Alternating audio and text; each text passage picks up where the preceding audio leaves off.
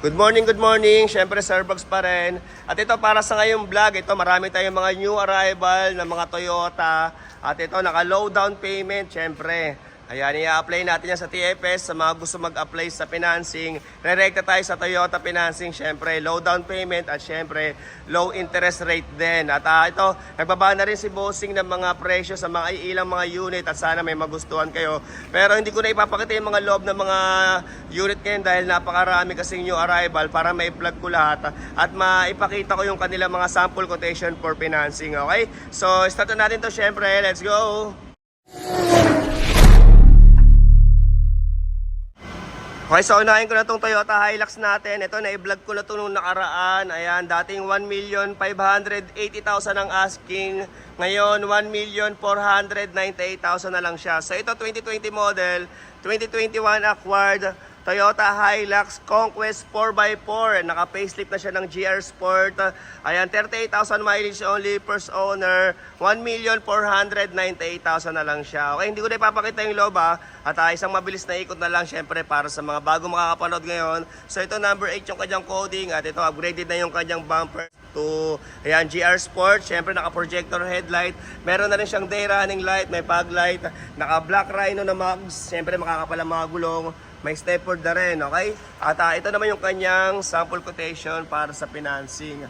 Okay, so ito 125,000 all-in DP, 43,218 para sa 48 months. Kung sa cash, 1,498,000, okay? Okay, at ito naman yung kabilang side. Ayan, Hilux 2.8 4x4. So ulitin ko to, 2020 model, 2021 acquired Toyota Hilux Conquest 4x4. Ayan, naka-facelift ng GRS, automatic transmission, 38,000 mileage, 1,498,000 ang asking. At kasama na rin doon ang transfer of ownership. Okay, next unit. At ito, next unit natin para sa mga naghahanap ng Toyota Vios. Ito, sobrang dami nating Vios na dumating ngayon. Pili na lang kayo. Okay, so ito, 2025 model, Toyota Vios 1.3 XLE, automatic transmission, kulay blue. Okay, so ito number 4 yung coding, may fog light na rin. Siyempre brand new condition, naka 2-tone mags. Ito makakapal ang mga gulong. At ang kanyang asking ay ito. So ito yung kanyang asking, ayan, 2025 model Toyota Vios, 680 para sa cash. Kung financing naman, 60,000 all-in DP. Then para sa 5 years, 15,773,000. Okay? At syempre, kasama na rin doon ang transfer of ownership sa price na 680,000 para sa 2025 model Toyota Vios XLE automatic transmission. Okay, so next unit tayo. At kung kulay red naman na Vios ang hanap mo, meron din tayo. Ito 2024 model Toyota Vios 1.3 XLE automatic transmission. Ayan, kulay red. So ang quotation naman nito. Okay, ito naman yung kanyang sample quotation for financing. Ayan, 55,000 all in DP, 15,077 para sa 5 years.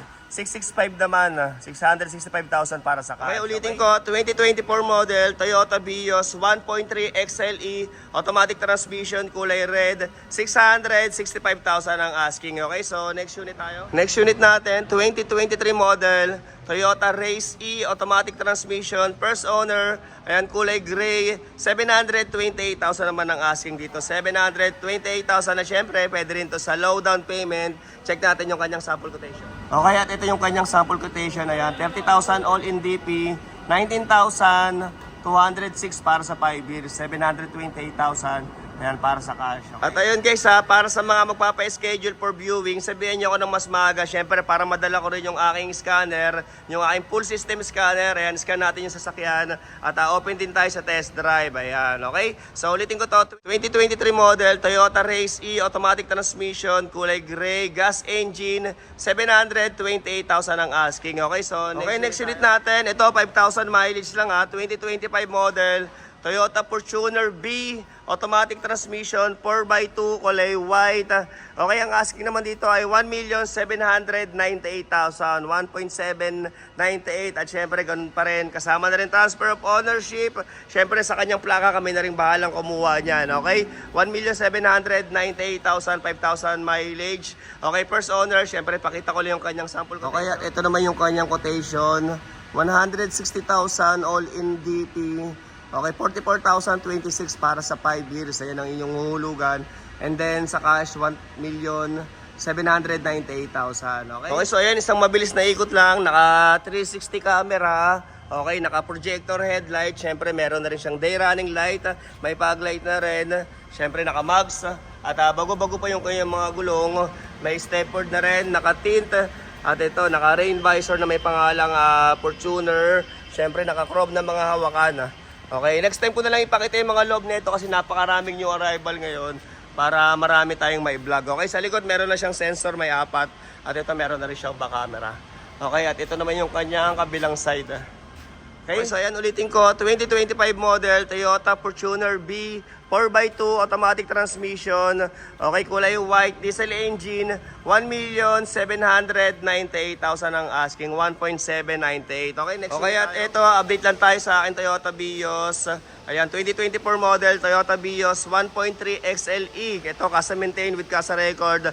Last time wala tong seat cover pero sabi ko sa vlog ko lalagyan ko siya ng German leather seat at libre ko na yon. Okay, so pakita ko lang sa inyo yung loob nito syempre. Okay, at ito yung loob ng ating Toyota Vios. Ayan, last time na na-vlog ko to wala tong seat cover at ito nilagyan ko na ng German leather seat. Ayan, syempre yung ating leather seat 3 years warranty at may 2 unan na rin.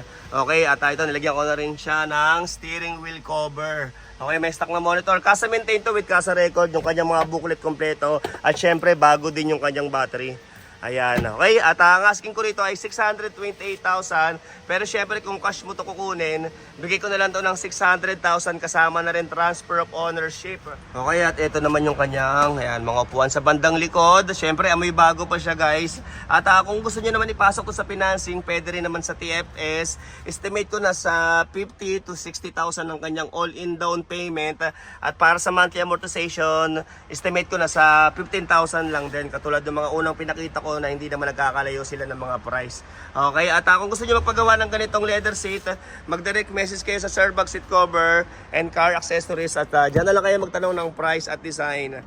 Ayan, pabibigyan ko na lang kayo ng discount kay Bayaw. At ito, okay? Next unit natin, 2025 model. Ayan, Toyota Rush GRS automatic transmission, 7-seater, kulay red.